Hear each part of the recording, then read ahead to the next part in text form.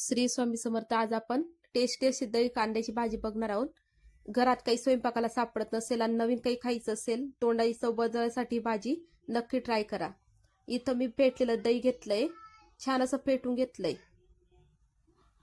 बघा असं दही छान फेटलंय. आता याला आपण करायला साहित्य घेऊ. लांब चिरलेला कांदा घेतलाय, सुकी मिरची घेतली गोल, कढीपत्ता घेतलाय, अद्रक आणि लसूण क्रश करून घेतलाय.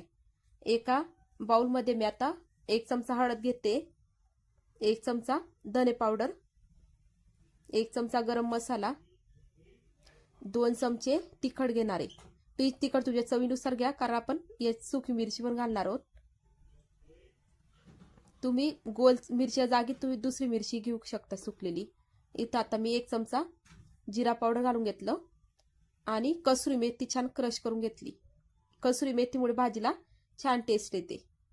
आता हे छान मिक्स करून घेऊ आणि थोडं पाणी घालून याची पेस्ट तयार करून घेऊ. बघा अशी पेस्ट करून घ्यायची, जास्त पाणी नाही घालायचं, असं टेक्स्चर यायला पाहिजे. आता इथं गॅस पेटवू, त्यावर मी कढई घेतली. आता यात 2 चमचे तेल घातले. आता तेल आपलं छान तापलंय, यात मोहरी घालून घेऊ, जिरं घालून घेऊ. तुमच्याकडे जर राईचं तेल असेल तर तुम्ही त्या राईच्या तेलात जर एक भाजी तयार केली तर अजून छान टेस्ट येते. पण मी यात सूर्यफुलाचं तेल घातलंय. यात सुकी मिरची घालून घेतली, अद्रक लसूण घालून घेतला, कढीपत्ता घातलाय. स्किप केला तरी चालेल कढीपत्ता, पण चव छान येण्यासाठी मी यात कढीपत्ता घातलाय.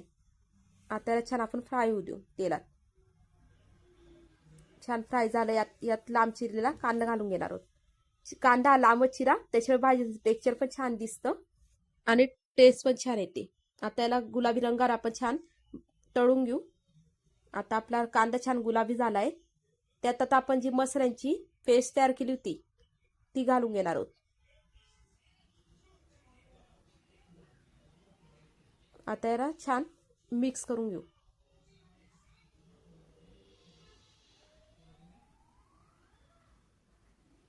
बघा आपलं छान मिक्स झालंय आणि छान तेल आणि पाणी पण कांद्याचं पाणी सुटतंय.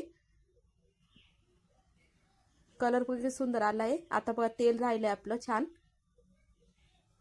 यात आता आपण गॅस बंद करू आणि मीठ टाकून घेऊ. बघा मीठ टाकून घेतलं. आता याला छान मिक्स करून घेऊ. गॅस थोडा सुरू करायचा. आता परत गॅस बंद करायचा, मग दही टाकायचं. गॅस चालू असताना दही टाकायचं नाही तर आपली दही फाटू शकते. दही टाकायच्या आधी नक्की गॅस बंद करा आठवणीने. आता याला छान आपण मिक्स करून घेऊ. बघा आपल्या भाजीचा कलर पण छान आलाय आणि टेक्स्चर पण छान आलाय. छान स्मेल येते भाजीची. खूप टेस्टी लागते ही भाजी. भाकरीसोबत एकदा नक्की ट्राय करा. आता यात आपण छान चिरलेली कोथिंबीर घालून घेऊ वरून.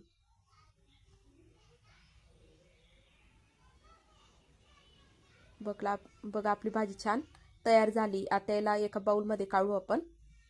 तुम्हाला या भाजीची रेसिपी आवडली असेल तर व्हिडिओला लाईक करा, शेअर करा आणि चॅनलवर नवीन असाल तर सबस्क्राईब करायला विसरू नका. घंटीचं बटन नक्की दाबा, म्हणजे तुम्हाला माझ्या साध्या सोप्या आणि गावाकडच्या रेसिपी बघायला मिळतील आणि त्यांचं नोटिफिकेशन पहिले तुमच्या यूट्यूबला येईल. श्री स्वामी समर्थ.